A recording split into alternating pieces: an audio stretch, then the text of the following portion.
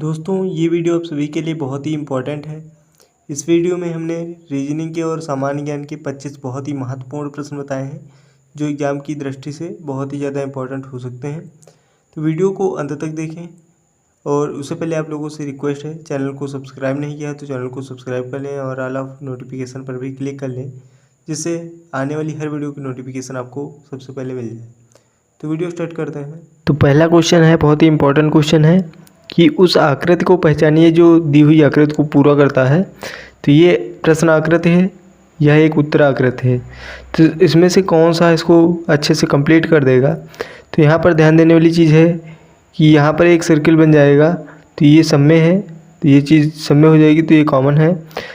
और दूसरी चीज़ हम देखते हैं कि जो यहाँ पर स्क्वायर बना है, समय बना है, तो ये पूरा स्क्वायर बनने के बाद पूरा क्रॉस है। तो ऐसा क्रॉस सिर्फ दो ही ऑप्शन में है, एक तो पहले में है, एक तीसरे में है। तो ये दो ऑप्शन ऐसे ही गलत हो जाएंगे। अब यहाँ पर एक चीज़ और देखें, यहाँ पर एक ये त्रिभुज बना है, तो यहाँ पर भी एक त्रिभुज बनेगा। तो इसका मतलब कि एक लाइन हमारी इस तरीके से होगी, एक इस तरीके से होगी, जो कि हमारी पहले ही ऑप्शन में है, चौथे ऑप्शन में भी नहीं है, तो चौथा ऑप्शन भी यहाँ से कैंसिल हो जाएगा। तो ऑप्शन हमारा फर्स्ट ही बच रहा है, तो ये हमारा राइट ऑप्शन हो जाएगा। तो ऑप्शन फर्स्ट किस प्रकार से सही हुआ है, उम्मीद करते हैं ये क्वेश्चन आपको समझ में आ गया होगा। नेक्स्ट क्वेश्चन देख लेते हैं। 2 नंबर क्वेश्चन है, तो ये भी कह रहा है प्रश्न आकृति है, ये उत्तराकृत है, इसको किस प्रकार से फिल किया जाएगा। तो यहाँ पर ध्यान देने वाली चीज़ है, ये है कि सबसे पहले इस सर्किल को पूरा ही करेगा। तो इस प्रकार का जो सर्किल बनेगा सबसे पहले इस प्रकार का बनेगा। ये केवल हमारा ऑप्शन फर्स्ट में ही मिल रहा है, तो इसी से हम अंदाज़ा लगा सकते हैं कि हमारा जो पहला ऑप्शन है यही सही हो जाएगा। तो बाकी इसमें कुछ देखने की ज़रूरत नहीं है। क्वेश्चन नंबर 3 है कि दी हुई श्रृंखला को कौन सा अंक पूर्ण करेगा। बहुत ही इंपॉर्टेंट क्वेश्चन है, कैसे सॉल्व करेंगे।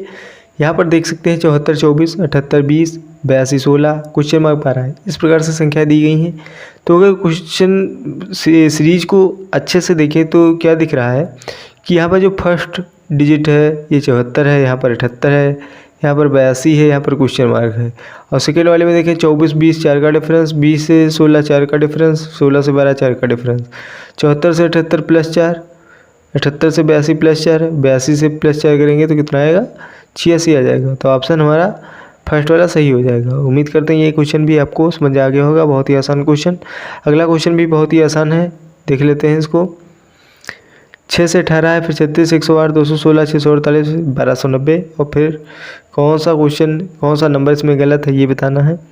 6 से 18 आया है 3 बार मल्टीपल करने पर, 18 से 36 आया है 2 बार मल्टीपल करने पर, 36 से 108 आया है 3 बार मल्टीपल करने पर, 108 से 216 आया है 2 बार मल्टीपल करने पर। पहले एक बार 3 से मल्टीपल, फिर 2 से मल्टीपल, और फिर उसके बाद 216 से 648 आया है 3 बार मल्टीपल करने पर। फिर उसके बाद 2 से मल्टीपल करेंगे, 648 का कितना आएगा, ये आएगा 1296, लेकिन यहाँ पर दिया हुआ है 1290, इसका मतलब जो 1290 है ये हमारा गलत है।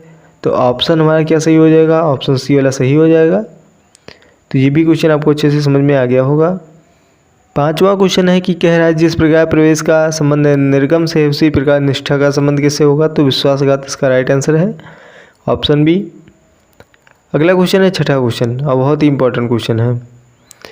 मैंने अपने मित्र से पूछा कि उसके कितने बच्चे हैं, तो उसने जवाब दिया मेरे प्रत्येक पुत्र के उतने ही भाई हैं जितने की बहनें हैं, किंतु मेरे प्रत्येक पुत्री की जितनी बहनें हैं उसके 2 गुने भाई हैं, तो उस व्यक्ति के कितने पुत्र और पुत्रियां हैं। बहुत ही इंपॉर्टेंट क्वेश्चन है, कैसे इसको हम समझेंगे। वो क्या कह रहा है, कह रहा है मेरे जो पुत्र हैं तो उसके उतने ही भाई हैं जितनी कि उसके बहनें हैं। तो मतलब हम ऑप्शन से इस क्वेश्चन को सॉल्व कैसे करेंगे। तो ऑप्शन हमारा 4th इसलिए राइट हो जाएगा क्योंकि हम कहें कि उसके अगर 4 लड़के हैं तो 4 लड़के हैं, तो एक की बात करेगा तो एक ही कितने भाई होंगे, 3 भाई होंगे, 3 भाई होंगे, और तो टोटल कितने हो जाएंगे, 4 हो जाएंगे। टोटल अगर 4 भाई हैं और एक का कहा जाए भाई कितना है, तो एक के 3 ही भाई होंगे ना। तो ये चीज़ आपको समझ में आ गई होगी। अगर 3 भाई हैं तो 3 ही बहन हैं, ये चीज़ समझ आ गई। अब क्या कह रहा है कि जितनी बहनें हैं प्रत्येक पुत्री की जितनी बहनें हैं उसके दोगुने भाई हैं। अब मान लिया, चलो ठीक है, अब मान लिया 3 बहनें हैं, 3 बहनें हैं टोटल, तो प्रत्येक पुत्री की जितनी बहनें हैं, तो अगर मान ले टोटल 3 पुत्री थी, तो 3 में अगर एक को हम लें तो एक की कितनी बहन हो जाएंगी, एक की 2 बहन हो जाएंगी, तो दोनों मिला के 3 हो जाएंगी, 3 बहनें। अब एक की कितनी बहन है, एक की 2 बहन है। तो अब कह क्या रहा है क्वेश्चन कि जितनी बहनें हैं दोगुने भाई हैं, तो दोगुने भाई कितने हो जाएंगे, 2 से मल्टीपल कर देंगे तो 4 भाई हो जाएंगे। तो मतलब क्या हुआ कि उसके 4 भाई हैं और 4 पुत्र हैं और 3 पुत्रियां हैं। ऑप्शन डी किस प्रकार से सही होगा। आप इस क्वेश्चन को जो ऑप्शन होंगे उसके तरीके से करेंगे तो आपको अच्छे से समझ में आ जाएगा। उम्मीद करते हैं ये क्वेश्चन आपको अच्छे से समझ में आ गया होगा। 7वां क्वेश्चन है कि एक घड़ी के डायल को 1 से 12 तक के अंकों द्वारा निरूपित करके उसमें से एकांतर क्रम में अल्टरनेट अंग्रेजी वर्णमाला के वर्णों को प्रतिस्थापित किया जाता है। यदि ए के स्थान पर डी हो तो कौन सा अंक 8 को प्रदर्शित करेगा। बहुत ही इम्पोर्टेंट क्वेश्चन है। तो इसको हम किस प्रकार से करेंगे, तो अगर हम एक घड़ी बनाएं, इस प्रकार से घड़ी बनाते हैं और यहाँ पर हम कहें कि 12 से यहाँ पर शुरुआत होती है, यहाँ पर 1 हो जाएगा, यहाँ पर 2 हो जाएगा, 3 हो जाएगा, 4 हो जाएगा, 5, फिर 6, 7, 8, 9, 10 और 11। तो मतलब इस प्रकार से घड़ी होती है।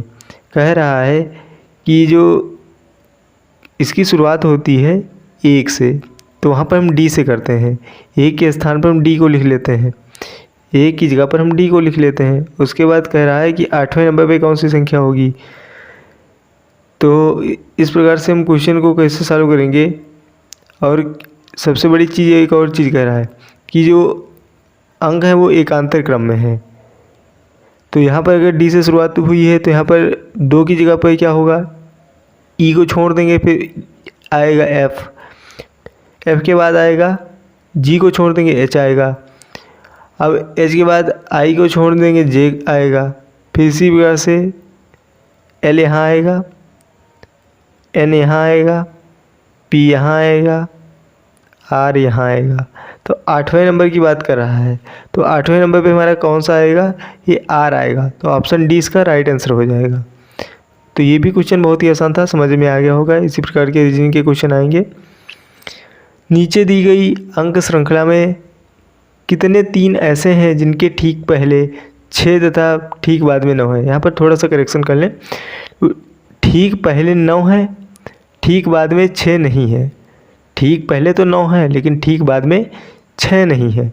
तो यहाँ पर देख सकते हैं ठीक पहले तो 9 है लेकिन बाद में भी 6 है, तो ये चीज़ यहाँ पर नहीं होगी। यहाँ पर देख लें ठीक पहले तो यहाँ पे ये नहीं है, तो यहाँ पर जो 3 आया है यहाँ पर देख सकते हैं इसमें ठीक पहले तो 9 है लेकिन ठीक बाद में 6 नहीं है, तो एक ये हमको मिल गया। अब देख लेते हैं यहाँ पर 3 आया है तो लेकिन इसके पहले 9 नहीं है, तो यहाँ भी छोड़ देते हैं इसको। यहाँ पर देख लेते हैं यहाँ पर ठीक पहले तो 9 है लेकिन बाद में नहीं है, तो यहाँ भी नहीं हो जाएगा। तो इसका मतलब एक इसका राइट आंसर हो जाएगा। तो एक बार ही मिला है तो एक इसका बिल्कुल ही राइट आंसर है, जो कि यहाँ पर मिला है, देख सकते हैं लिखा है 937। तो मतलब ठीक पहले तो 9 है लेकिन बाद में 6 नहीं है, तो इसका राइट आंसर क्या हो जाएगा, ऑप्शन सेकेंड वाला 1। 9 नंबर क्वेश्चन, ये बहुत ही इंपॉर्टेंट क्वेश्चन है और इस प्रकार के क्वेश्चन आपको पता ही होने चाहिए क्योंकि ये क्वेश्चन बहुत ही ज़्यादा एग्जाम में आते हैं। यदि पुलिस को शिक्षक कहा जाए, शिक्षक को राजनीति को डॉक्टर, डॉक्टर को वकील, वकील को सर्जन कहा जाए, तो अपराधी को कौन पकड़ेगा। तो अपराधी को कौन पकड़ता है, अपराधी को पुलिस पकड़ती है। और पुलिस को यहाँ पर क्या कहा जा रहा है, शिक्षक कहा जा रहा है। तो अपराधी को कौन पकड़ेगा, शिक्षक पकड़ेगा। तो इस प्रकार की क्वेश्चन में कन्फ्यूजन नहीं हो रहा है कि शिक्षक है, शिक्षक पकड़ेगा तो शिक्षक को राजनीति की कहा जा रहा है, फिर राजनीति को ये कहा जा रहा है, तो इससे मतलब नहीं है। अपराधी को कौन पकड़ता है, पुलिस पकड़ती है, लेकिन यहाँ पर सीधे कह रहा है पुलिस को शिक्षक कहा जा रहा है, तो अपराधी को कौन पकड़ेगा, तो शिक्षक पकड़ेगा। ऑप्शन फर्स्ट हमारा राइट आंसर हो जाएगा। अगला क्वेश्चन भी बहुत ही इंपॉर्टेंट है, देख लें। यदि माह की 5वीं तिथि मंगलवार है तो माह के तीसरे शुक्रवार के 3 दिन बाद कौन सी तिथि होगी? बहुत ही आसान सा क्वेश्चन है, समझना है। 5वीं तारीख को मंगलवार है, 6ठी तारीख को कौन सा होगा? बुधवार, 7वीं तारीख को बृहस्पतिवार, 8वीं तारीख को शुक्रवार। 8 तारीख को शुक्रवार पड़ा है। अब यहाँ पर कह रहा है तीसरे शुक्रवार के 3 दिन बाद, तो इसका मतलब जब 8 तारीख को शुक्रवार पड़ा है तो 1 तारीख को भी शुक्रवार होगा 7 दिन पहले। तो एक शुक्रवार पहले वाला शुक्रवार पड़ा 1 तारीख को, दूसरा शुक्रवार पड़ा 8 तारीख को, तीसरा पड़ेगा फिर 7 दिन बाद मतलब 15 तारीख को। 15 तारीख को पड़ेगा तीसरा। तो अगर बात करें तीसरे शुक्रवार के 3 दिन बाद कौन सी तारीख होगी? 3 दिन बाद, तो 3 दिन इसमें अगर ऐड कर दे तो कितना आएगा? 18 आएगा। तो 18 के बाद कौन सी तारीख आती है? 19 आती है। तो ऑप्शन 20 का राइट आंसर हो जाएगा। और उम्मीद करते हैं ये भी क्वेश्चन आपको समझ में आ गया होगा। मुग़ल बादशाह बाबर का शासनकाल, तो ये 1527 से 1530 रहा है। मुग़ल बादशाह बाबर का जो शासनकाल रहा है।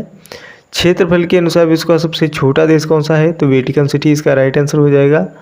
वेटिकन सिटी जो है ये सबसे छोटा देश है क्षेत्रफल के अकॉर्डिंग।